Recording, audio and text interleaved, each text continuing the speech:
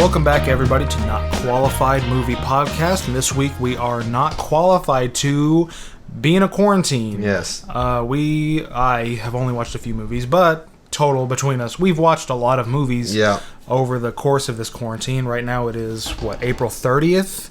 So the quarantine's kind of coming to an end. A lot of the curfews are ending. But in the time we've been here, a lot of movies have been watched. A lot of movies. A lot. Especially in your case. I haven't watched that many movies, but I think you have more to say about this than I do. I've watched a lot of movies over these past few weeks. And I feel like this episode, we have enough that we can just kind of talk about the movies we've seen the past few weeks, and that'll be a full episode without going into anything specific. Because usually, each episode, we kind of do a little recap at the beginning of, or our plan at least, is to do, what's the most recent movie we've seen? Where do we rate that in our scale, 1 to 100, you know? And so I figure that can just be the whole episode this week, since there's a lot of additions. So, do you want to start with something you've seen? I think... excuse me. I think... That was gross. The movies that I've seen have been mutual movies that we've both seen. Okay. Probably excluding one. I think the only movie that I've seen by myself that hasn't been with you was Hell or High Water. For those of you who don't know, it's a movie featuring Chris Pine, Ben Foster, and Jeff Bridges. Jeff Bridges. It's a bank heist movie. The brothers, Chris Pine and Ben Foster, are robbing banks in order to get enough money to, I think it is, pay off the second mortgage that's on their family's farm. And it has oil on it. So there's a lot of personal interest in this. There's a lot of motive. Jeff Bridges is the one tracking them down. It's a very good movie, very good heist movie, I think. I'm personally a big fan of movies that are neo-Western movies that take place in modern day and that take place in West Texas. No Country for Old Men? Yeah. Those two being the only two movies I know of, but I love both of those movies. So, I'll... And you liked it? I did. Where would you put that in your scale of 1 to 100? 1 being your best, 100 being your worst. I would probably put it somewhere around, probably 30. Dope. Yeah, it's a pretty good movie. I really enjoyed it. Nice. I know some people would probably rate it a lot more. I know my Seif, my roommate, would probably rate it a little higher. He seemed to be much more energetic about the movie than I seem to be. But yeah, it was a solid movie overall. I really enjoyed it. Dope. Recommend it.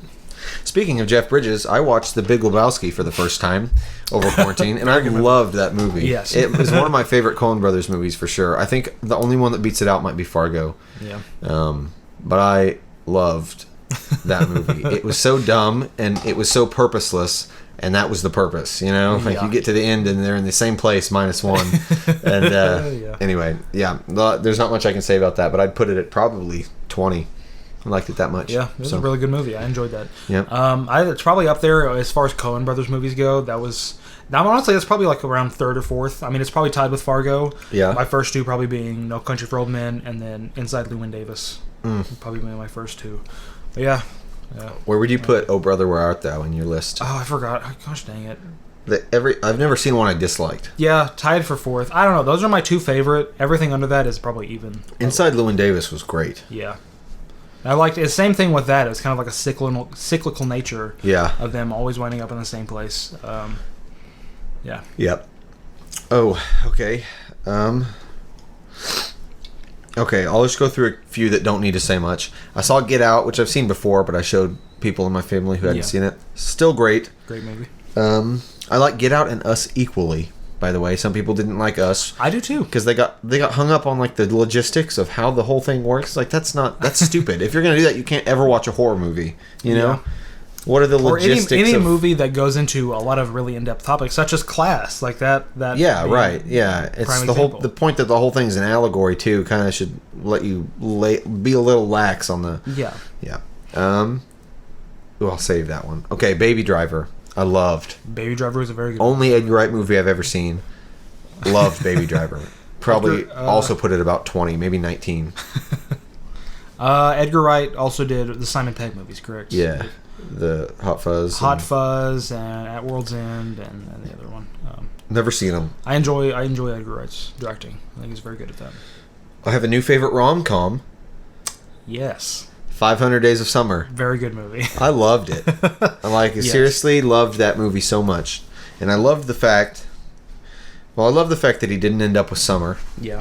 spoilers alert. Okay, I should probably say at the beginning, any movie we talk about, if we hear the title, then we're going to spoil it. I think we did that in like the first episode. Yeah. So that's their fault. Okay. Anyway, 500 Days. I love the fact that he didn't end up with Summer because she was kind of the worst, you know? Like, oh, she doesn't believe in love. Oh, really? You don't believe in love? But also, not to be one of those people because it was definitely not her fault. You know what I mean? She told him from the beginning, I don't want a relationship. And he was too... very insistent. Yeah, and the way he viewed her wasn't realistic at all. It was like, you know, everyone uses the term manic pixie dream girl when they talk about that movie. But anyway, love that movie a ton. I rewatched all the Toy Stories, and I like them more than I did before. It's a pretty big step. Huge step. I think the first Toy Story... watching them as a kid is kind of huge. Yeah. I think after rewatching the first Toy Story for the first time in probably 10 years, it is in my top 15 movies of all time. Like, that's how much I love that movie. It's a perfect film. I watched... You say a couple now. The only two that I have watched, other than Hell or High Water, since we have been in quarantine, have been The Shining and Doctor Sleep. Yes, and we watched those together. We watched both of those together. Which I've seen The Shining 1,000 times, obviously, but not Doctor Sleep. Yes. And we just watched Doctor Sleep for the first time, and the only time. I would really like to rewatch it. Give me your review of Doctor Sleep. Doctor Sleep, I really enjoyed the movie. I honestly thought it was an incredible adaptation. For those of you who read the book, I actually, over the course of the quarantine, have read The Shining and Doctor Sleep, both after the fact, but I thought, you know, as far as an adaptation goes, it was incredibly faithful. The only times that were differing were either just because of a few minor character parts or because of the continuity between Doctor Sleep and The Shining movie.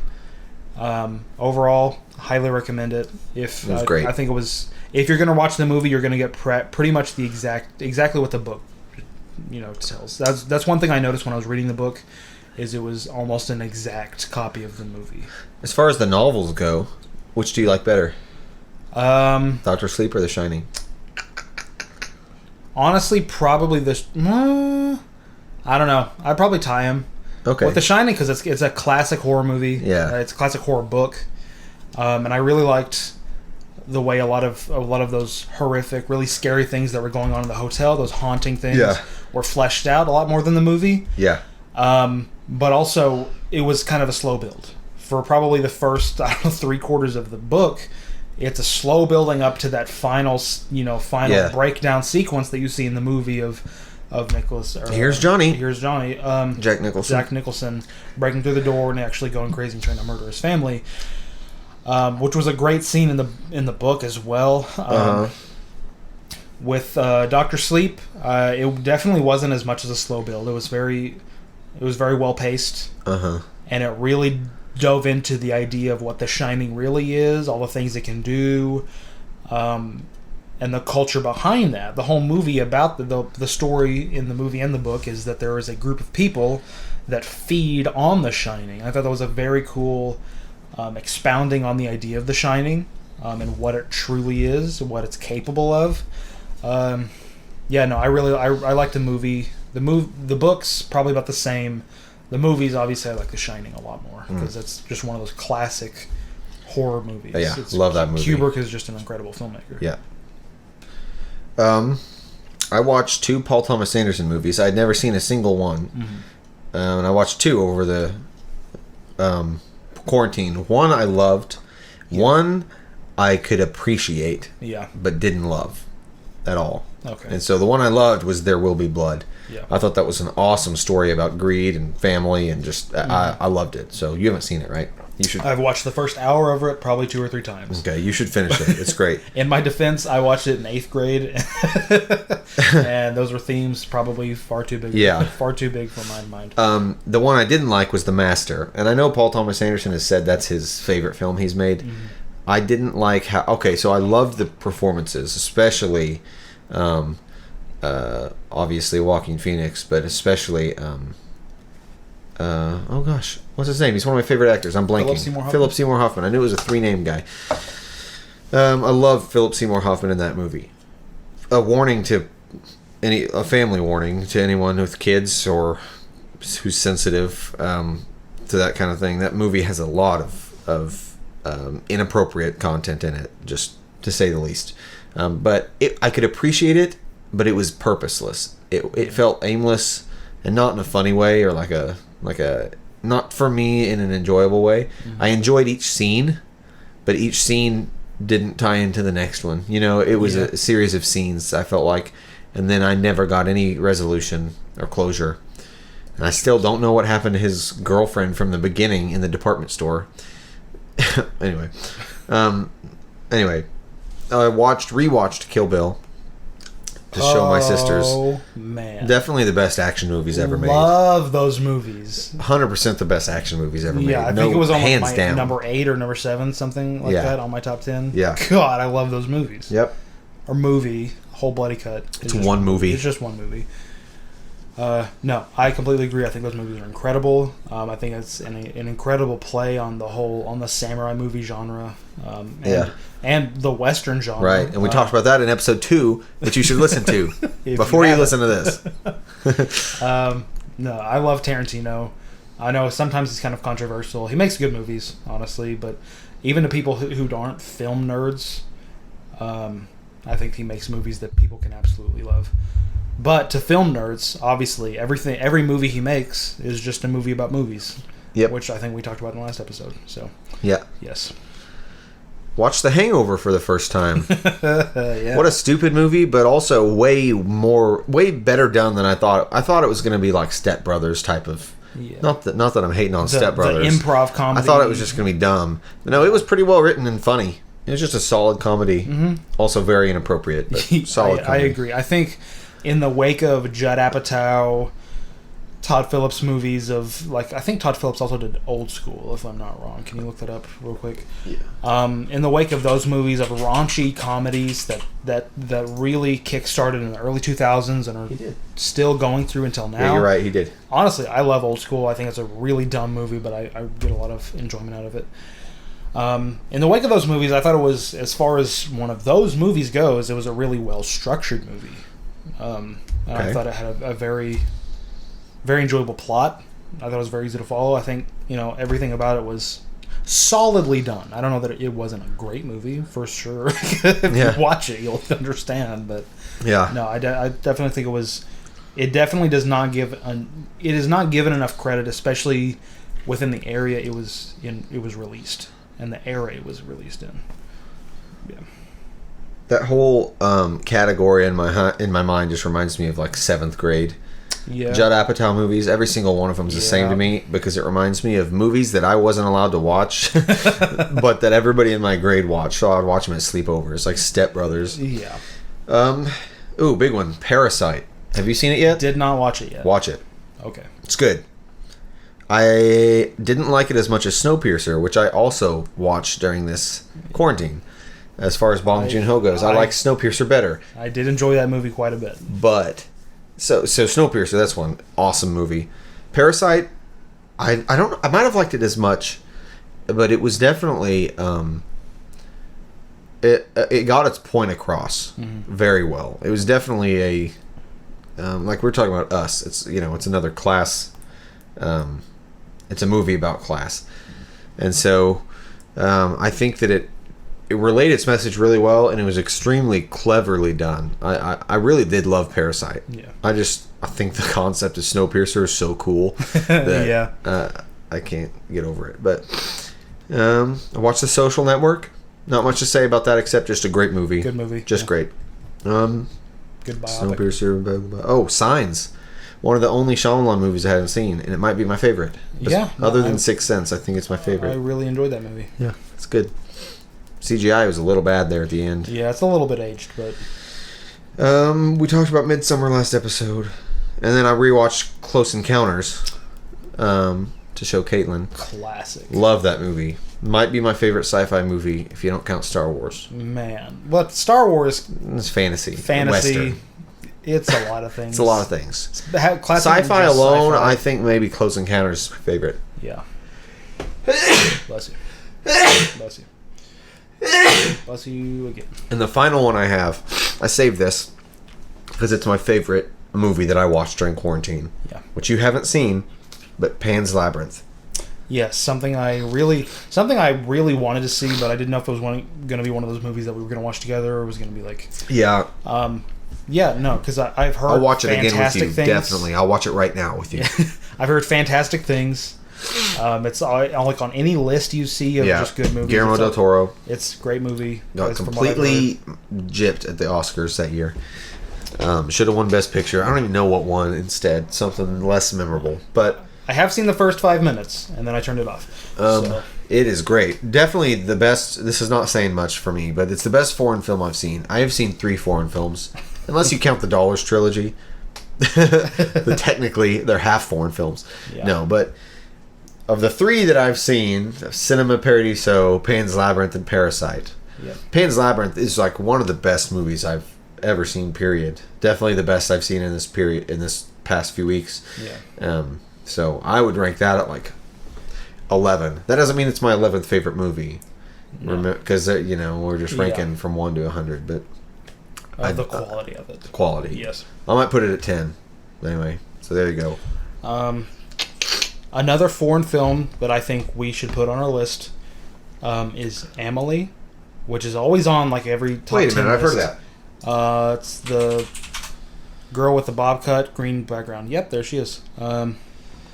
Jean-Pierre Jeunet. It always winds up on one of those lists, and I watched the first 5 minutes of that one as well, and I figured this was much larger of a commitment than I wanted to make at the time. Yes. Huh. Is she the girl on Da Vinci Code? I've never seen Da Vinci Code. Well, can you look it up? Nope. Because I think she is. I'm pretty certain. Yep. Da Vinci Code. I really enjoyed that movie. Who made that? Dan Brown wrote the book. Ron Howard. Bro, it's got a 26% on Rotten Tomatoes. Yeah, no, I know that it's critically a good movie. Tom Hanks was in that? Yes. And here's the thing. Theologically, it isn't a good movie either. Right. As a movie, a thriller, I thought it was very entertaining.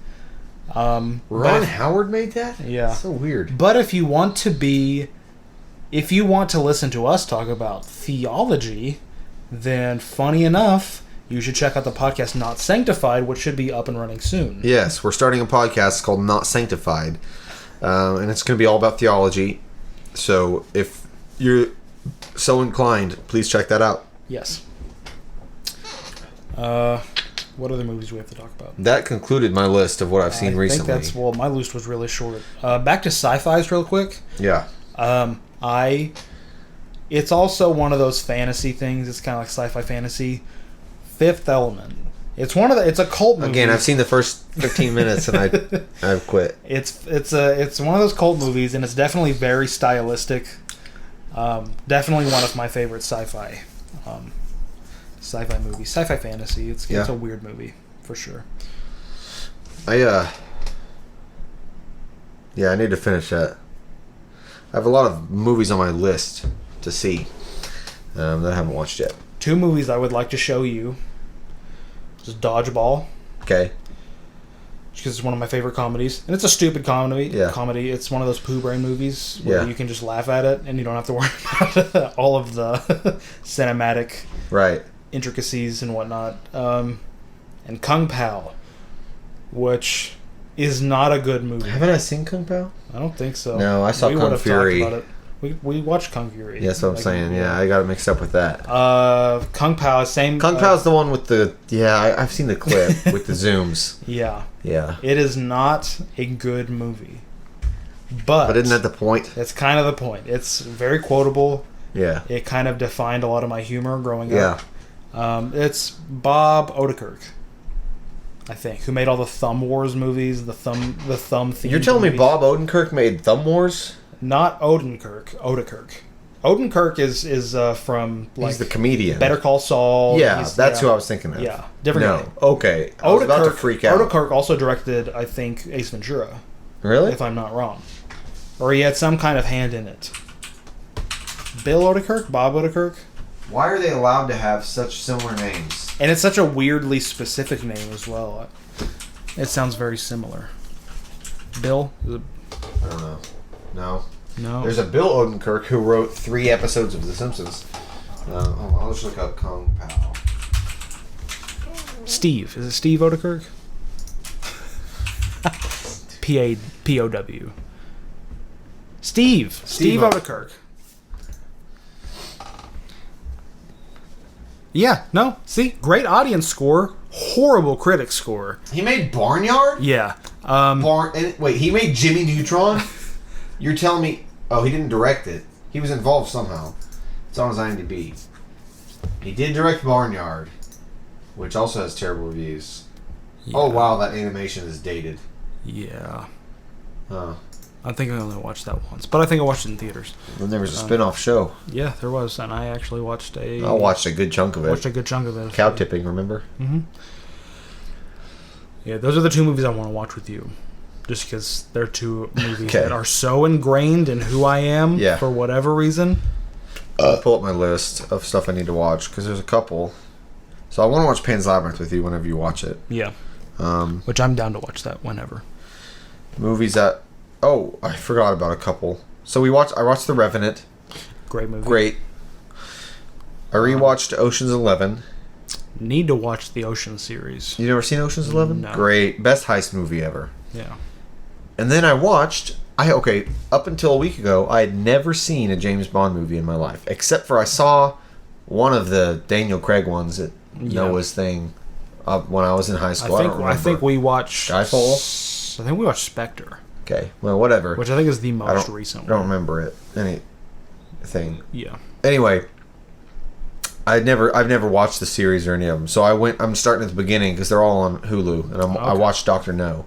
Which is the first one. Yeah, starting at the very beginning. And there were parts of that movie that I'm like, that aged so well. Mm-hmm. Like, just in the filmmaking. Like, it doesn't seem like it was made 50 years ago. Yeah. Then there are other parts of it that aged kind of poorly. Yeah. Like, when you're watching James Bond go about his daily business and just, like, do mundane things. And it shows the entire process.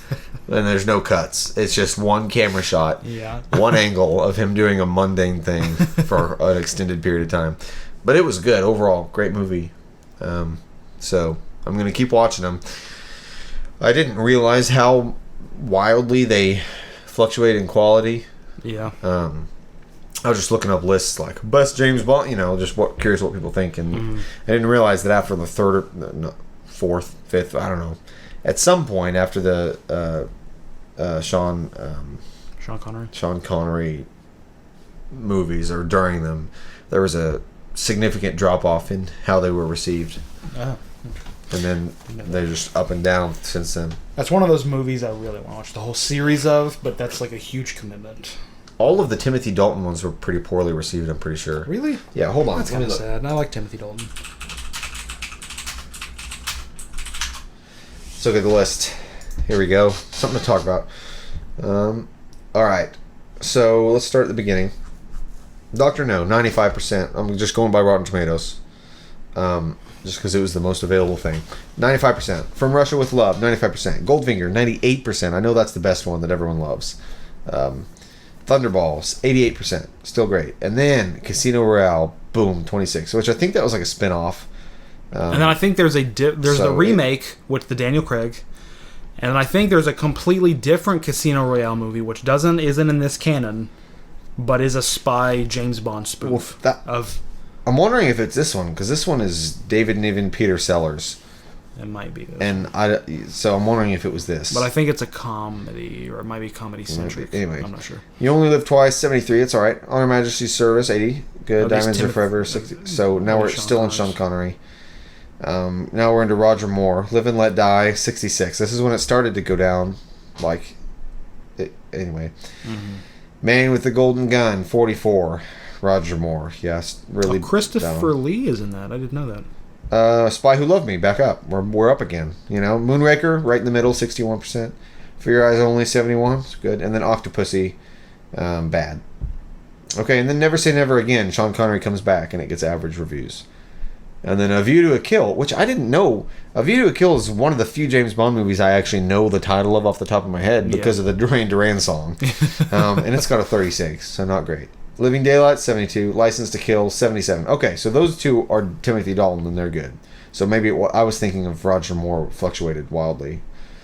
Or no, I was thinking of Pierce Brosnan. Yes, Pierce Brosnan's movies I know get a lot of flack. Pierce Brosnan, the first Goldeneye, obviously, that's a classic that know people like. But then every other Pierce Brosnan great N64 game as well. Every other Pierce Brosnan movie has terrible reviews, and so people give those crap.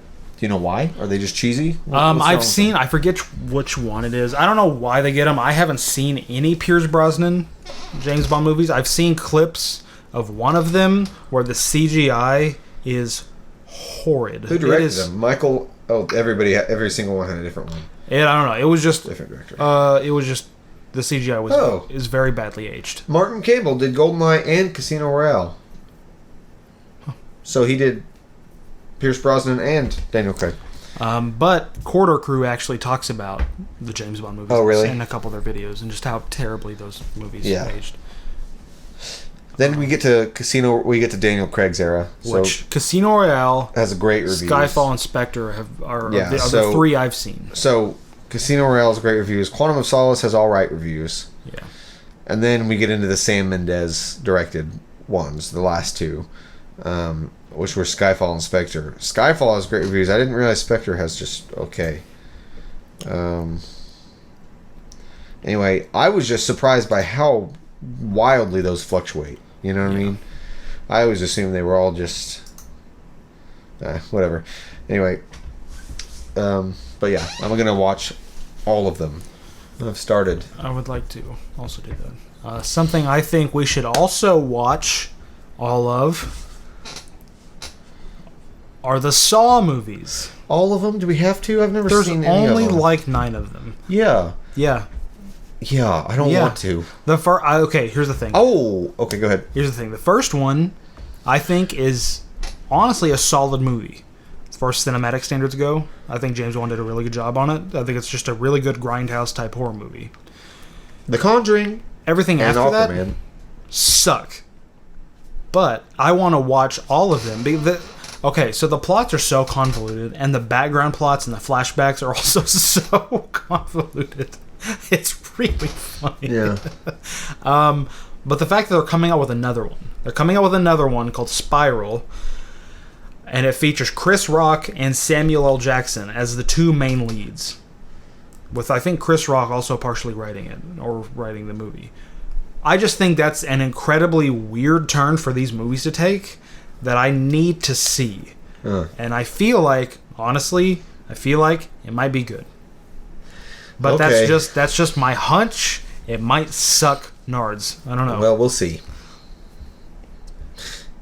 Hey, speaking of Sam Mendes, I want to watch 1917. I also do. Never saw it. I think most of the movies on it was at the Oscars or the Golden Globes. I think it was the Oscars. Best film, best feature film. I didn't watch. I want to watch. Oh, you mean like all the nominees you didn't watch? Yes, all the nominations. I think most of them I didn't watch. Really? And I really would have liked. You've seen Once Upon a Time in Hollywood. I've seen that one. You haven't seen The Irishman? No, I still haven't watched that. You haven't seen Jojo Rabbit? Nope. You saw Joker? Yep.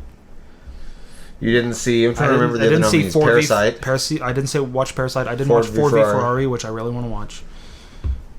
Did I already say Jojo Rabbit? Yeah. Yeah, I'd actually seen most of them. This was the first year in a long time that I'd seen most of them.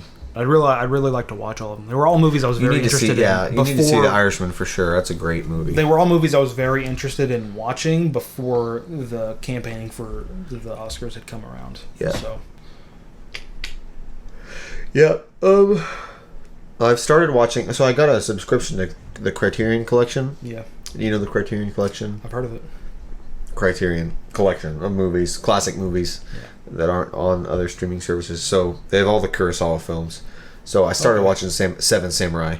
Haven't got that far into it. Also, there's just a lot of Kurosawa films I want to watch because of how influential he was. So I started watching Hidden Fortress, and immediately it's Star Wars. You can tell George Lucas lifted it, and not only the plot but the aesthetics. So it opens up with R2 and C-3PO, basically. These two characters, a tall one and a short one, who are bickering in the desert and then end up going separate ways. and the shots are the same, the characters are the same, and then it does the transitions, like the screen wipe. Oh yeah. And like the music, the style of the music when R2's wandering by himself, it's just exactly the same. I'm only like 15 minutes in, and it's the same movie. Okay, so which John Ford movie do we have to watch to understand how? Right, yeah. We got to go all the way Yeah. back. Which John Ford movie inspired Hidden Fortress? But yeah, so I need to watch that.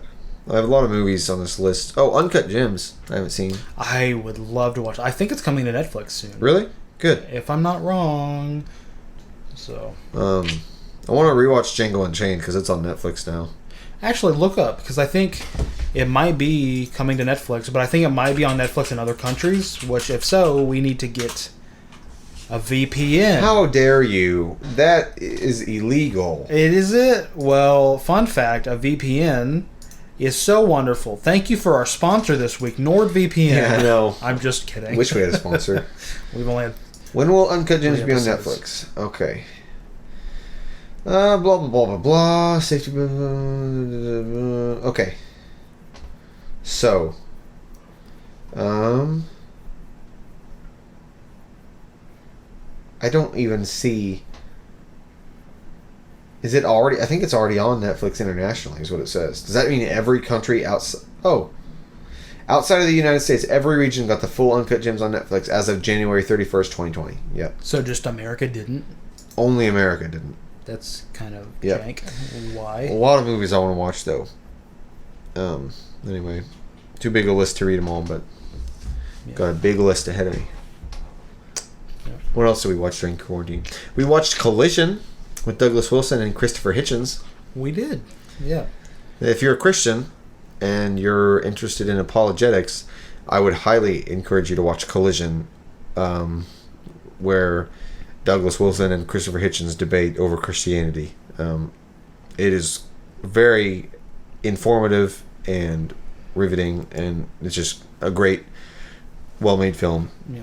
Even honestly, even if you're not a Christian, because the whole debate is between a theologian Right, and it does an anti-theist, not an atheist. It does a pretty good job of staying neutral, I think. Yeah. But I love Douglas Wilson, and Christopher Hitchens is probably my favorite atheist, if I had to pick one. You know what I mean? Like I think he's one of the most intellectually honest and likable that I've seen. And as far as like the public eye, and he's a lot better than Richard Dawkins. And and definitely during the length of this movie, it did seem like he wasn't trying to make this a personal matter. Right. He wasn't very personally tied up into it. Right. If you don't know the concept of it, it's Christopher Hitchens back in the 2000s had posted an online challenge to any Christian who could refute his claims, and Douglas Wilson, a pastor from Idaho, who I really like and an author, took up the challenge, and they started corresponding online back and forth, and Christianity Today published these back and forth arguments about Christianity, and these published arguments became a book called "Is Christianity Good for the World?"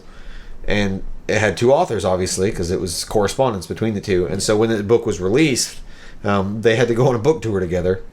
And that had been the first time they'd met. The first time they met in person. And so this documentary it was filmed during that time, and it chronicles them on their book tour together. And they basically, at every stop they do signings, and they also do a debate. So they did debates all across the country, and it's cool seeing them get to know each other and become friends, honestly, but still be diametrically opposed in terms of their epistemology and worldview. So it was just really cool to watch.